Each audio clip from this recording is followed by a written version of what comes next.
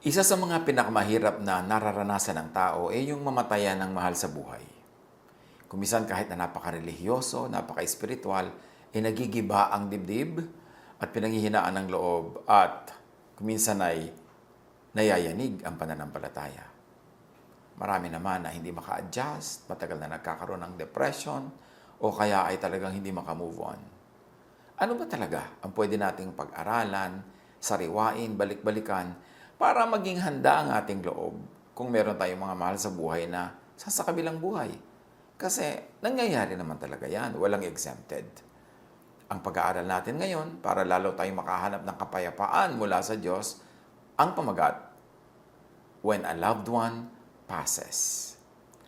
Kung ang mahal sa buhay ay sumakabilang buhay. Paano natin ihanda ang ating loob? Paano ihanda ang sarili sa ganitong mga di maiiwasang pagkakataon? Accept important, unchangeable truths about death. One, that people are born and people die. 1 Samuel 2:6, the Lord brings death and makes alive. He brings down to the grave and raises up. Ecclesiastes 5:16, as everyone comes, so they depart. Accept that lifetime has very set limits. Meron talagang takda, may hangganan ang panahon ng buhay sa mundo. Psalm 90 verse 10, our days may come to 70 years or 80 if our strength endures. At kung lumampas pa sa 80, bonus na yon, lalo kung malusog pa. Pero meron naman, hindi nga nakakaranas mabuhay sa mundong ibabaw kasi pinapanganak sila, stillborn. Meron ilang araw lang buhay, meron ilang linggo, ilang buwan, ilang taon, iba-iba. John 14, 1-2 and 5, mortals are of a few days. They spring up like flowers and wither away. Like fleeting shadows, they do not endure. A person's days are determined.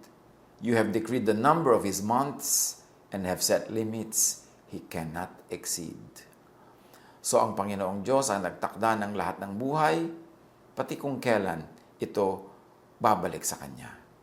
At meron tayong mga limitasyon, mga hangganan na hindi natin kayang lampasan.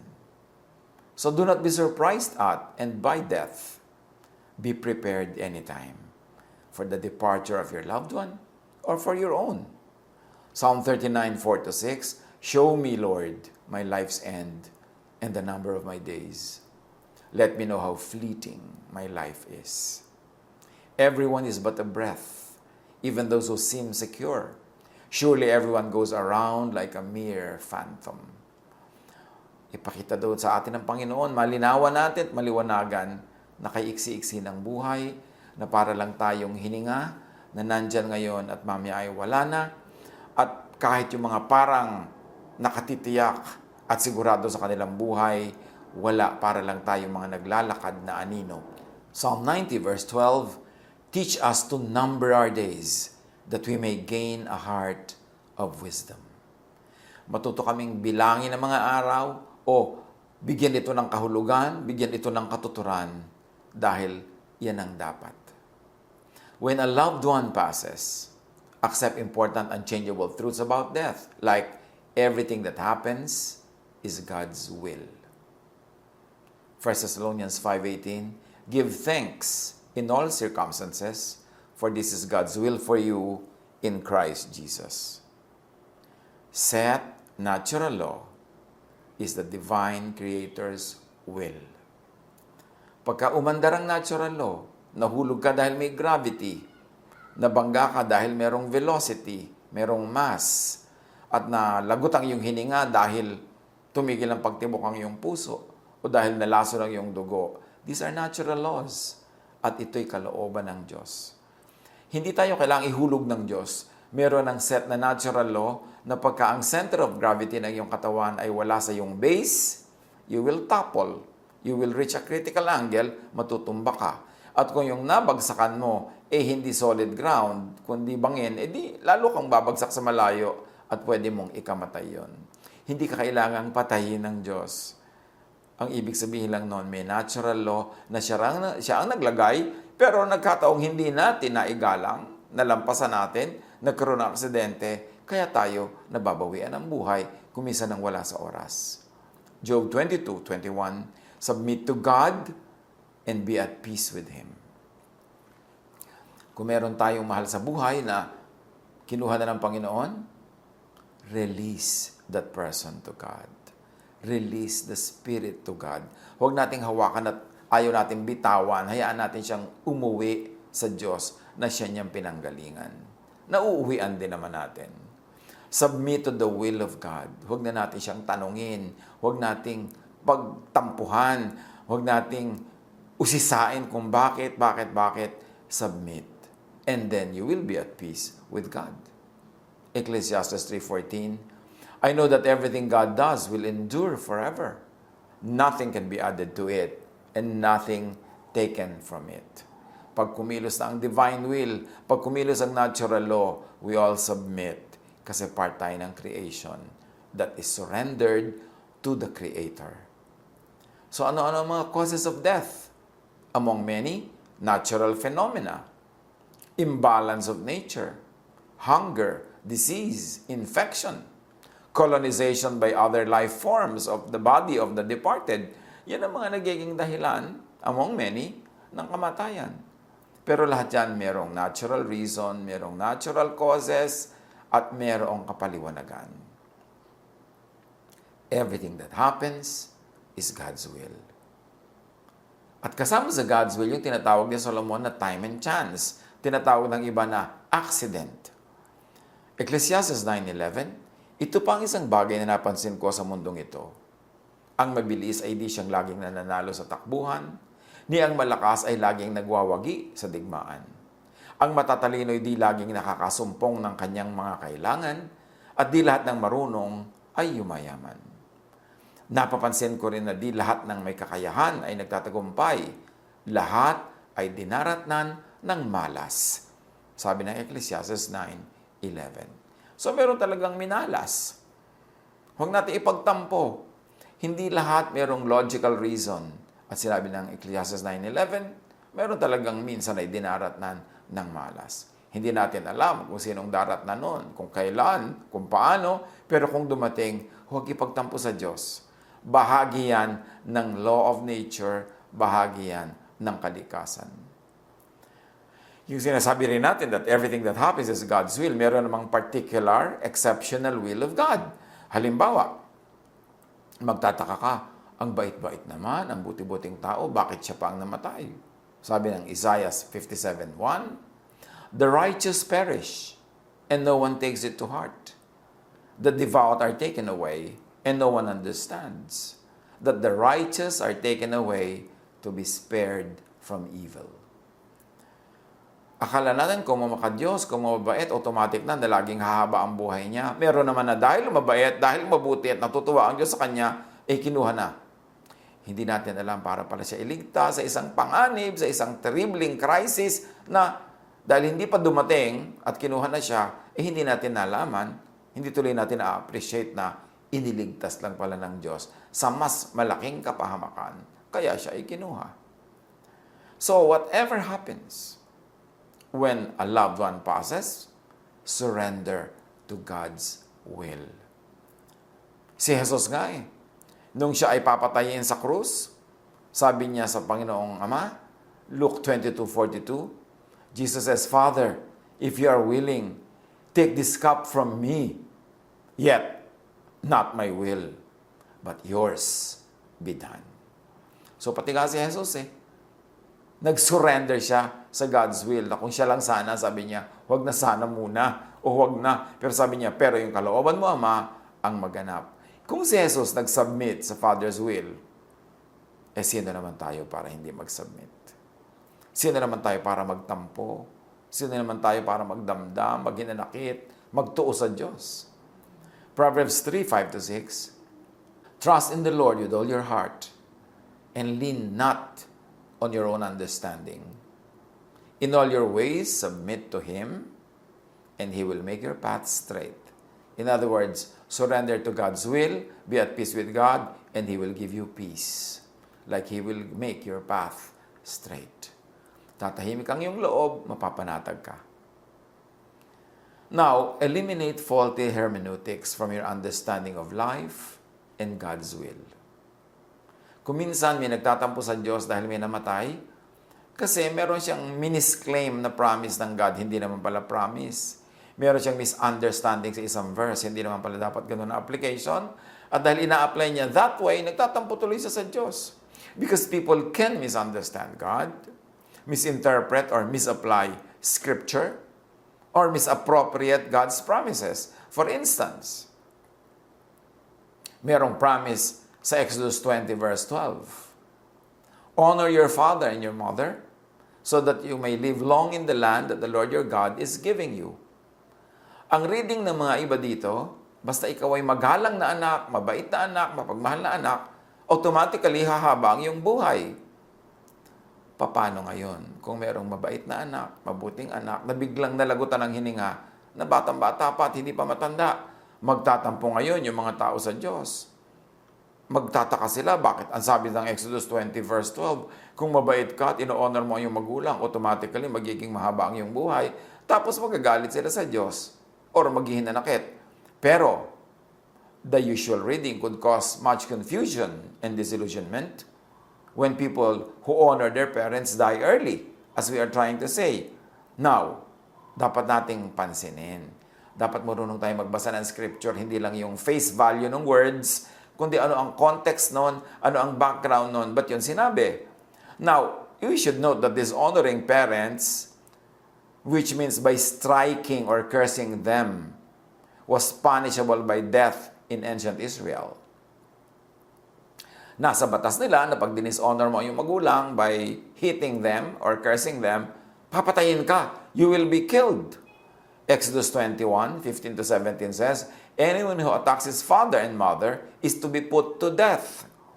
Anyone who curses their father or mother is to be put to death. So, pag in-apply natin yung sabing, honor your father and your mother that your life may be long, the clause, so that you may live long, could be interpreted as, so that you are not put to death, which means a long and a longer life. That when you honor your father and your mother, hindi ka papatayin according to the law. Hindi ka ipuput into, death. Pero hindi ibig sabihin na kung ino-honor mo yung parents, automatically magkakaroon ka ng long life. Ang ipinapangako, hindi ka papatayin agad dahil hindi mo binibreak yung law. Dahil yung law says, you must honor your father and your mother. Marami nagtatampo sa Diyos kasi nga hindi nila masyado naiintindihan yung verses. Apply sila ng apply according to their own understanding. When a loved one passes, accept important unchangeable truths. Release the departed to God. Sa Diyos naman uuwi ba't di mo pawalan? Sa Diyos naman siya pupunta, ba't di mo bitawan para akayin siya ng Diyos? Ecclesiastes 12:7, the dust returns to the ground it came from, and the spirit returns to God who gave it. So babalik sa Diyos, ibigay mo sa Diyos. Luwagan mo sa iyong dibdib, bitawan mo. 1 Chronicles 29:15, we are only strangers traveling through this world. Our time on earth is like a passing shadow, and we cannot stop it.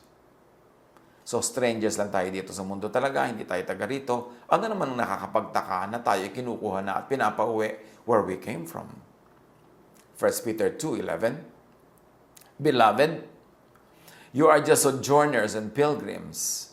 Abstain from fleshly lusts which war against your soul. Or, if I may offer an interpretation, abstain from attachment to the world. So, when a person is being taken from the world, release natin. Ibigay sa Diyos. 2 Corinthians 5:8, we are confident, I say, and would prefer to be away from the body and at home with the Lord. When a loved one passes, get on with life till your departure call is made. Yung iba, sinasabi pa, kunin nyo na rin po ako, Diyos, kinuha nyo na rin lang ang mahal ko sa buhay. Huwag kang marunong pa sa Diyos. Kung gusto kang kunin, di kinuha ka. Hindi ka pa kinukuha dahil hindi ka pa gustong kuhanin, so ang atupagin ay mabuhay dito sa mundo. Huwag mong pakialaman ng Diyos kung kailan kanya kukuhanin. Dahil isinilang ka naman mag-isa, yung mahal mo sa buhay, isinilang din mag-isa. Ngayong kinuha siya mag-isa, huwag mo pagpilitang sumama. Binibigyan ka pa ng Diyos ng buhay sa mundo dahil may purpose ka pa, may gagawin ka pa, so yun ang atupagin. 2 Samuel 12:15-23. Tulad ng sinabi ni Yahweh, ang anak ni David sa asawa ni Urias ay nagkasakit ng malubha. Nanalangin si David sa Diyos para gumaling ang bata. Nagdamit siya ng panluksa at nag-ayuno, at sa lupa na higa ng gabing iyon. Lumapit sa kanya ang matatandang pinuno sa palasyo at hinimok siyang bumangon, ngunit tumanggi siya. Ayaw pa rin niyang kumain. Pagkalipas ng 6 na araw, namatay ang bata. Hindi nila ito masabi kay David sapagkat iniisip nilang lalo silang hindi papakinggan ito at sa halip ay gumawa ng marahas na hakbang. Nakita ni David na nagbubulong ng mga alipin kaya't naghinala siyang patay na ang bata. Patay na ba ang bata? Tanong niya. Patay na nga po, kamahalan. Sagot naman nila. Pagkarinig nito, bumangon si David, naligo at nagbihis. Pumasok siya sa bahay ni Yahweh, nagpatira pa at nanalangin. Pagkatapos umuwi siya at humingi ng pagkain. Tinanong siya ng kanyang mga tauhan, hindi po namin kayo maintindihan.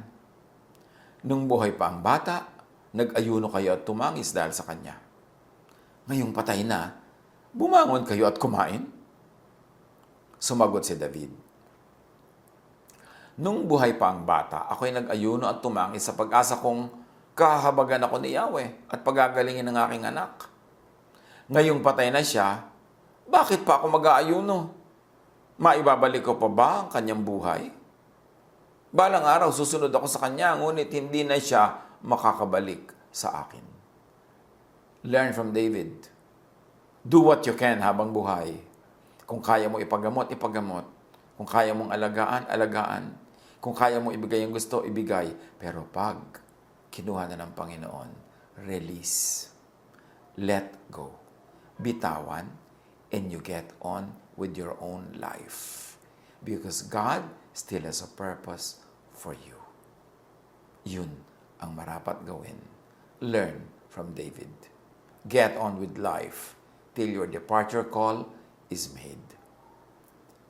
Kaya itong si Solomon, dahil alam niya na maiksi ang buhay at pwedeng kuhanin ang sino man anumang araw, Ecclesiastes 2:10 sabi niya, I denied myself nothing my eyes desired. I refused my heart no pleasure. My heart took delight in all my labor, and this was the reward for all my toil. At sabi din niya sa Ecclesiastes 9:7, Go, eat your food with gladness, and drink your wine with a joyful heart, for God has already approved what you do. May maraming karanasan at katuroan sa atin si Solomon. Lalo sa pagharap ng mga di inaasahan sa buhay, sa pagharap kahit sa kamatayan. Sabi niya sa Ecclesiastes 3:1-8, Everything on earth has its own time and its own season. There is a time for birth and death, planting and reaping, for killing and healing, destroying and building, for crying and laughing, weeping and dancing, for throwing stones and gathering stones, embracing and parting.